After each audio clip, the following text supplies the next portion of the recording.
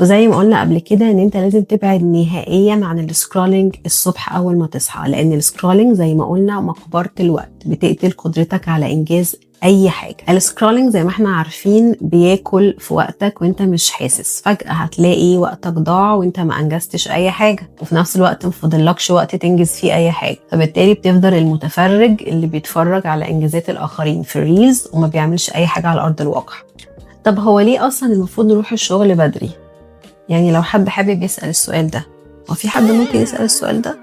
في أشغال دلوقتي فيها flexible working hours إذا كان on site أو remotely، بس احنا بنتكلم على الشغل اللي بيبقى ليه مواعيد عمل ثابتة برضو إذا كان remotely أو on site، لأن كده كده بيبقى ليك وقت لازم تبتدي فيه الشغل. أول حاجة لأن التزامك بمواعيد الشغل ده contract بينك وبين الشركة اللي انت منتمي ليها، وحتى لو مش مكتوب في العقد اللي بينك وبين الشركة انك لازم تيجي في ميعادك، ده بيبقى اسمه psychological contract، يعني عقد نفسي بينك وبين الشركة. تاني حاجة لأن الالتزام بمواعيد العمل ساعات كتير بيكون هو ده الفيصل في قرار ترقيتك أو لأ.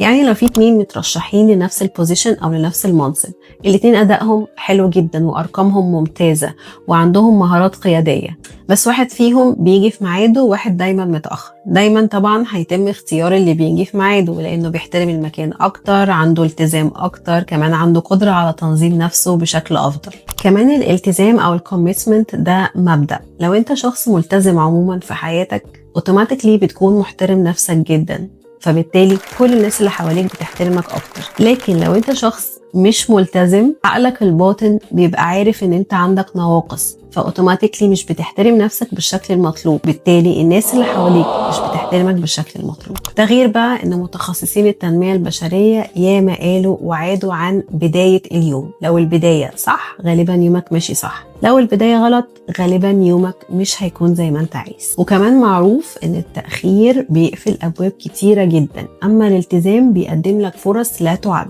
اول حاجة لازم تعملها ان انت تنظم ساعتك البيولوجية، وده بان انت تكمل في مواعيد الصحيان والنوم بتوع الشغل كمان في الويك اندز. ابعد خالص عن اي morning distractions، اي حاجة بتشتتك الصبح، واي morning procrastination والمماطلة الصباحية. تالت حاجة لو انت عارف ان انت مكمل في شغلك ومش هتغيره دلوقتي، فلازم تبتدي تحبب نفسك في الحاجة اللي انت بتعملها عشان تحافظ على صحتك النفسية، وكمان عشان يكون عندك حافز ان انت تصحى وتروح شغلك في ميعادك.